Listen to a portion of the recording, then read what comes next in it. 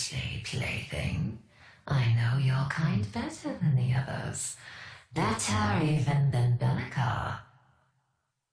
I've played with you clever monkeys since you raised your first cities.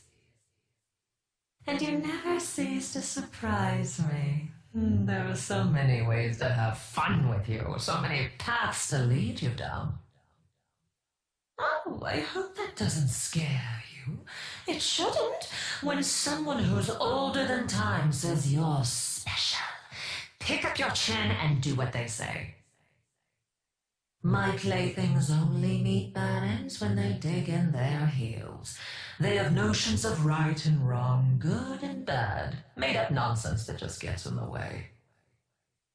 The ones who played well with me became emperors and conquerors, and some were even peacemakers. You're lucky you met me, little mortal. Loosen up and everything will turn out just fine. Kitsune! Do you know that word? I picked it up a few centuries back when I spent time in Japan. It means fox, but it also referred to a sort of trickster spirit. They were said to bond with humans, inhabit them, possess them. This was called Kitsunetsuki. Such a lovely language. It meant the fox was within you, controlling you, affecting your mind. So guess what more than a few humans used to call me? Some even offered themselves for my Kitsunetsuki. I salute the Japanese for their fearlessness, because that's what you have to be to bond with me. Fearless. Soldiers, servants, holy men, lords and ladies. I hooked up with anyone who was willing to take me for a ride. And what a time we had. The party lasted from the Heian period well into the Edo period, but it all came to an unpleasant end when, well, the less said about that, the better. I don't know how many of your centuries ago it happened, but I remember when we first became aware of your world. Before that, we thought the dark ether was, well, everything. Then one day, strange items began to appear in my realm. I speak of things like that pack-a-punch device, and the box that spits out guns.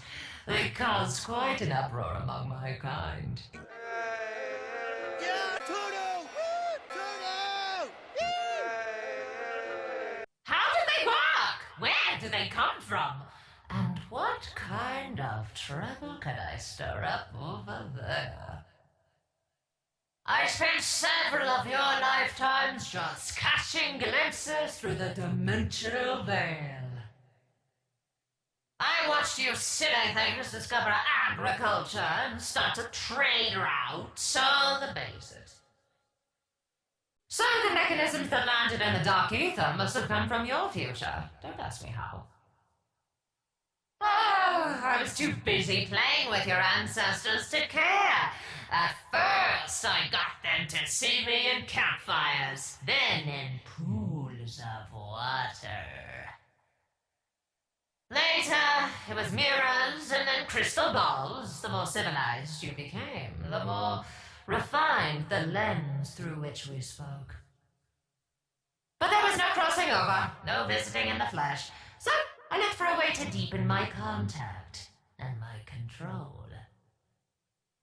I needed an anchor in your reality. A trans-dimensional link so we could really connect.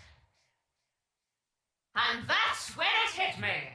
That's when I had the idea for what you now call the artifact.